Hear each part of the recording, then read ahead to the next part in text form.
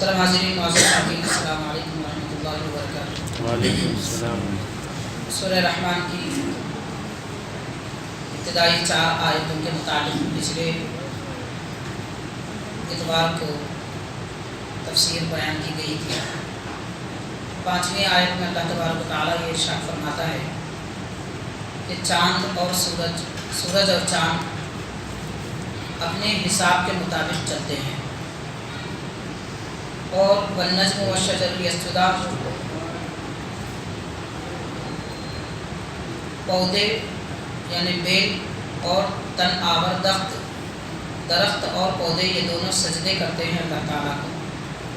والسماء رفعها ووضع الميزان، آسمان کو اللہ تعالیٰ نے بلند فرمایا اور ترازو رکھا تاکہ اے لوگوں تم ترازو میں تولنے میں وزن کرنے میں کمی اور زیادتی مت کرو۔ ان آیات میں اللہ تبارک و تعالیٰ نے اپنی نعمتوں کا ذکر فرمایا، جیسے کہ اس سے پہلے کی ابتدائی 4 آیتوں میں انسان پر کیے گئے احسانات کا ذکر فرمایا کہ اللہ تعالیٰ نے انسان کو، رحمان نے انسان کو قرآن سکھایا، تعلیم دی، گویائی عطا فرمائی، بولنے کی صلاحیت دی۔ اب اس کے بعد انسان کے لیے کیا کیا نعمتیں اللہ نے زمین اور آسمان میں پیدا فرمائی، اس کے متعلق فرماتا ہے کہ سورج اور چاند کو اللہ تعالیٰ نے حساب کے مطابق جاری فرمایا۔ حسبان کا معنی کیا ہے؟ یعنی حساب کے مطابق۔ اس کے متعلق مفسرین متعدد اس کی تفسیریں بیان فرماتے ہیں۔ ان میں سے ایک تو یہ معنی ہے کہ اللہ تعالیٰ نے سورج اور چاند کے چلنے کے لیے ایک دائرہ بنایا ہے، وہ اسی دائرے میں چلتے ہیں، اس سے آگے نہیں بڑھتے۔ اسی لیے ہم دیکھتے ہیں کہ موسم گرما میں، سرما میں سورج اور چاند کے نکلنے کا وقت خاص ہوتا ہے۔ ایسا نہیں ہوتا کہ ہمیشہ سورج ایک ہی وقت نکلے اور ہمیشہ ایک ہی وقت ڈوبے۔ جیسے موسم بدلتا ہے ویسے سورج کے نکلنے ڈوبنے کا وقت بھی بدل جاتا ہے، چاند کے نکلنے اور ڈوبنے کا وقت بھی بدل جاتا ہے۔ تو اللہ تعالیٰ نے ان کے لیے حساب مقرر فرمایا ہے، اور اس کے متعلق یہ بھی بتایا گیا کہ سورج اور چاند کو چلنے کے لیے، نکلنے اور ڈوبنے کے لیے اللہ تعالیٰ نے ایک وقت مقرر فرمایا ہے۔ جب اس کا آخری وقت آئے گا یعنی قیامت کا دن، تو پھر ان کا طلوع ہونا اور غروب ہونا دونوں ختم ہو جائے گا، اور ان کے نکلنے کا طریقہ بدل جائے گا۔ جیسے سورج مشرق سے نکلتا ہے تو قیامت جب واقع ہوگی تو مغرب سے نکلے گا، تو اس وقت تک یہ حساب میں رہتے ہیں۔ اور اس کے بعد دوسری آیت میں اللہ تعالیٰ نے فرمایا ستارے اور درخت اللہ تعالیٰ کو سجدہ کرتے ہیں۔ تو یہاں نجم، جو لفظ نجم ہے، اس کے متعلق اس کا لفظی معنی تو ہے ستارہ، لیکن یہاں مفسرین نے یہ بھی فرمایا کہ نجم کا معنی وہ پودے جس کا تنا نہیں ہوتا، یعنی بیل، جیسے انگور کی بیل، کدو کی بیل، یہ ایسے پودے ہوتے ہیں کہ ان کا تنا نہیں ہوتا، ان کو کہتے ہیں نجم۔ نجم کا اصل معنی تو ہے ستارہ، یعنی ستارے اللہ نے آسمان میں بنائے، ایک وہ معنی ہے۔ دوسرا، زمین میں 2 طرح کے پودے بنائے، ایک تو وہ جس کا تنا نہ ہو، دوسرے وہ جس کا تنا موجود ہو، جیسے شجر اس کو کہتے ہیں۔ تو دونوں طرح کے اللہ تبارک و تعالیٰ نے بیل، بوٹے اور درخت وغیرہ بنائے جو سب اللہ کو سجدہ کرتے ہیں۔ اب یہ ساری مخلوقات اللہ تعالیٰ کو سجدہ کرتی ہے، اس کا مطلب کیا ہے؟ تو حاضرین ہم دیکھیں گے کہ درخت اور بے تنا کے پودے یہ سب کے سب جھکے ہوئے رہتے ہیں۔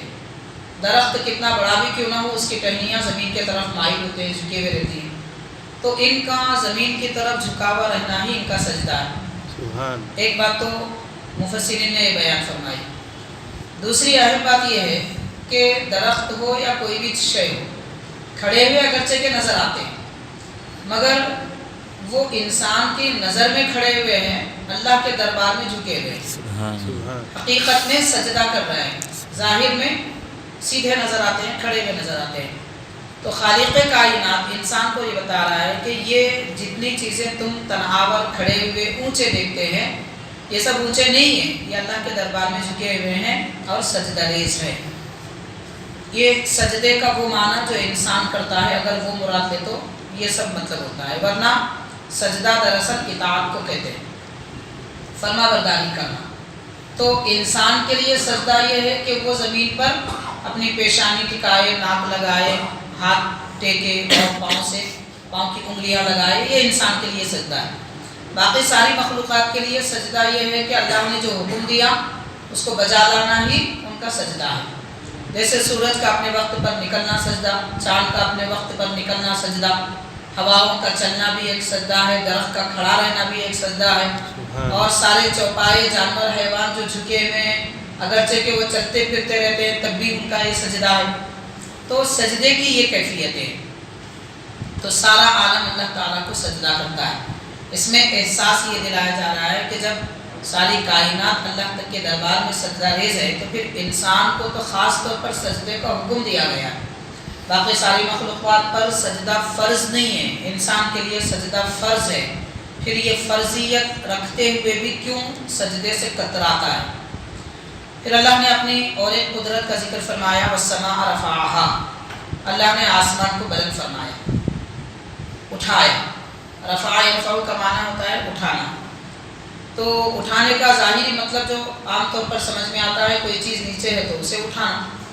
تو اللہ تعالیٰ نے آسمان ایسے نہیں بنایا کہ پہلے نیچے تھا پھر اپنے قدرت سے اسے اوپر اٹھایا، بلکہ جب سے بنایا تبھی سے اوپر ہے، اور جب سے زمین بنایا تبھی سے نیچے۔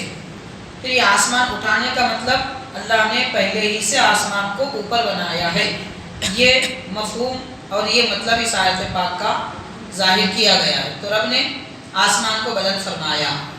اب اس میں کیا قدرت ہے کہ خالق کائنات اپنی یہ قدرت کا اظہار فرما رہا ہے کہ اے بندے، تیری ساری قوتیں تیرے پاس موجود ہو، تب بھی ایک گز کی کوئی شے کو تو بغیر کسی ستون کے سہارے کے سروں پر قائم نہیں رکھ سکتا، ہواؤں میں معلق نہیں رکھ سکتا۔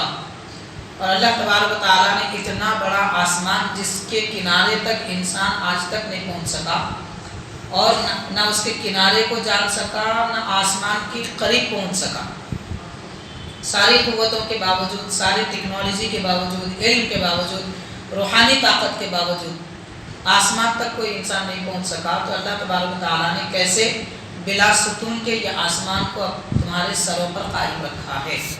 تو رب تعالیٰ نے اپنی نعمت کا اظہار فرمایا۔